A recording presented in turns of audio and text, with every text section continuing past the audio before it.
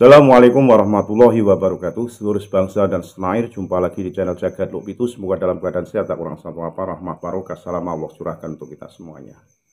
Gus Faiz Sukron Makmun, Jakarta, saat berceramah di Malang kalau tidak salah, beliau membahas masalah nasab, menyenggol nasab habaib yang saat ini sedang viral. Tapi pernahkah ada yang membahas nasab anjing atau kambing? Lantas mulia mana nasab anjing dan nasab kambing? Diceritakan riwayat-riwayat terdahulu, termasuk siapakah yang nanti akan masuk surga, ataukah anjing atau kambing? Tentu semua nasab dibahas dengan ilmu, termasuk baru-baru ini yang sedang viral nasab habaib, karena dibahasnya nasab habaib karena mereka mengaku sebagai dzurriyyah Rasulullah SAW, sehingga dengan keberanian dan tentu didasari dengan kealiman soal nasab, Kiai Haji Imaduddin Utsman Al-Bantani membahasnya, mengkaji kitab-kitab nasab, dan tentunya dikolaborasikan dengan manuskrip sejarah, termasuk genetika, tes DNA. Semua baik kalau didasari dengan ilmu dan dengan bidangnya masing-masing. Dokter hewan bisa mengkaji masalah turun anjing, turun kambing, tapi jangan disamakan dengan membahas soal nasab habaib. Tentunya ini sangat berbeda, karena masing-masing ada jalur dan masing-masing ada kemuliaan. Tentunya kita tidak bisa menampik hal tersebut. Maka dengan keberaniannya Kiai Haji Imaduddin membahas soal nasab habaib sesuai dengan bidangnya dan ilmu yang digelutinya.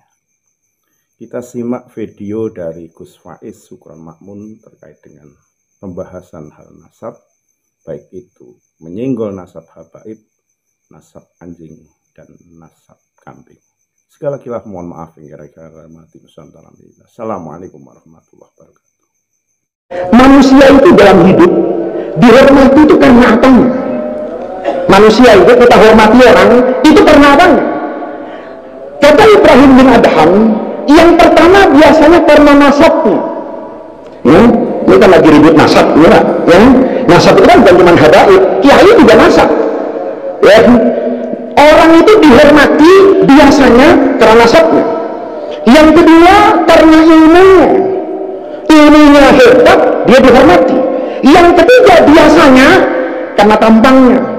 Kalau cantik dihormati, kalau tampang dihormati. Kata Ibrahim bin Adham, tidak usah lebar kemana-mana. Tiga ini saja kita adu. Mana yang lebih hebat antara anjing sama kambing? Yang pertama nasab. Ya, di Gondang Negeri ini kan belum pernah kan belajar nasab kambing sama nasab anjing. Ya, ributnya kan nasab Ba'alawi aja kan? Ya, nggak pernah kan belajar nasab anjing sama nasab kambing? Ibrahim bin Adham nanya, orang itu dihormati karena nasabnya. Buktinya apa? Saya dengan Kiai Hamim. Saya dulu Pak ikut Kiai Sukron tadi diceritakan itu di Lirboyo. Saya di depan. Padahal di kanan kiri itu Kiai semua. Banser itu mendekat, mau ngusir saya. Ini anak kecil kok di sini. Ansornya jawab, Gus. Kalau sudah Gus di Jawa Timur itu Masya Allah sudah kayak tanpa aturan. Apabila di Madura itu Masya Allah mau entah kapan saja itu bisa. Alhamdulillah saya orang Jakarta, jadi istri saya itu tetap satu Pak, saya ahli tauhid ini. Ingat Bapak-bapak, nasab itu penting. Kadang-kadang orang itu dihormati karena nasabnya. Maka pertanyaan Ibrahim bin Adham, coba kamu perhatikan, mulia mana? Nasabnya anjing apa nasabnya kambing? Kata muridnya, saya nggak tahu guru. Kata Ibrahim bin Adham, kalau diukur nasab, maka kakeknya anjing itu lebih mulia daripada kakeknya kambing. Kata muridnya, kok bisa begitu, guru? Iya, karena anjing itu ada yang hidup di dunia tapi masuk surga, Pak. Sementara kambing ada yang di surga Allah turunkan. Mana yang lebih mulia, yang turun dari surga atau yang masuk ke dalam surga? Kata muridnya, ya tentu yang masuk ke dalam surga. Kata Ibrahim bin Adham, kakeknya anjing itu masuk surga, tapi kakeknya kambing itu keluar dari surga. Kata muridnya, yang mana, guru? Yaitu Ashabul Kahfi itu.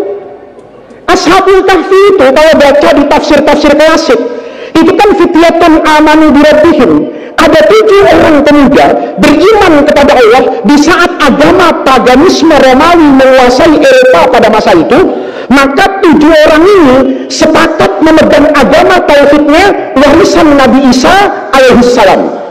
Maka karena seperti itu mereka tidak bebas ibadah.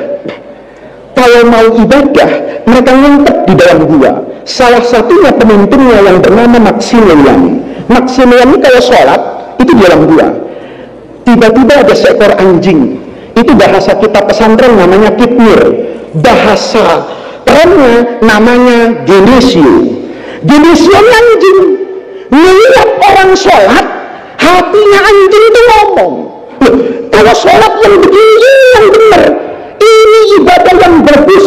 Karena anjing terpesona dengan sholatnya Maximilian Ashabul Kahfi, maka anjingnya duduk di depan gua jaga orang sholat. Nanti Ashabul Kahfinya tidur 300 tahun, anjingnya tidur 300 tahun, Ashabul Kahfinya bangun 300 tahun, anjingnya bangun, Ashabul Kahfi masuk surga, anjingnya masuk surga. Itu hebatnya anjing tuh, jaga orang sholat masuk surga. Jadi kalau di Ganjar ini ada banser masuk neraka, itu kebangetan, Pak. Ya.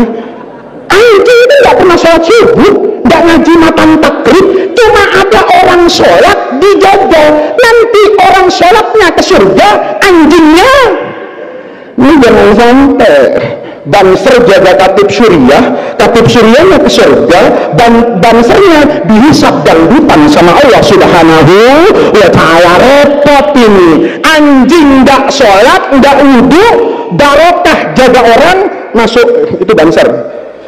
Bagi Pak polisi kan jaga NKRI, Pak tentara jaga NKRI, itu kalau benar surganya tinggi, Pak. Tapi kalau tidak benar ya dihisap oleh atasan masing-masing sebelum dihisap oleh Allah subhanahu wa ta'ala. Lihat, Pak, maka Bapak di Ganjar ini kalau ada anjing itu tidak boleh dilempar, kata guru saya. Kenapa? Anjing itu najis murawadahnya iya, tetapi kemuhawadahan air liurnya itu tidak mengurangi hak hidupnya anjing. Karena anjing itu tidak mau jadi anjing, Pak, mau jadi mukarram kayak saya. Cuma yang menjadikan anjing-anjing itu siapa? Allah.